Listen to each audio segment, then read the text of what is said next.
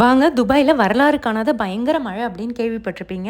செவ்வாய்க்கிழமை காலையில் ஆரம்பித்த மழை 12 மணி வரைக்கும் அடித்து ஊற்றிடுச்சு. கொஞ்ச நேரம் கேப் விட்டுட்டு திரும்ப பார்த்தீங்கன்னா ஒரு 7 மணிக்கு செம்ம மழை.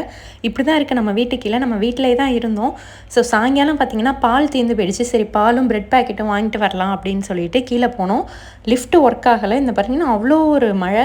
கீழே கிரவுண்ட் ஃப்ளோரில் இருந்தவங்க எல்லாமே பார்க்கிங் வந்து ஃபர்ஸ்ட் ஃப்ளோரில் கொண்டு வந்து காரை நிறுத்திட்டாங்க. சில பேர் ஒரு 2-3 பேர் மட்டும் காரை அப்படியே விட்டதுனால கொஞ்சம் தண்ணி அவங்க கார்லாம் போயிடுச்சு. வெளியில் பார்த்திங்கன்னா இப்படி தான் இருந்துச்சு. அந்த கடை கீழே அந்த கிராசரி கடையே பார்த்திங்கன்னா ஃபுல் அண்ட் ஃபுல் செம்ம தண்ணி ஆகிடுச்சு. லக்கிலி அந்த அண்ணா வந்து நமக்கு பிரெட் பேக்கெட்டும் பாலும் கொண்டு வந்து கொடுத்துட்டு போயிட்டாங்க.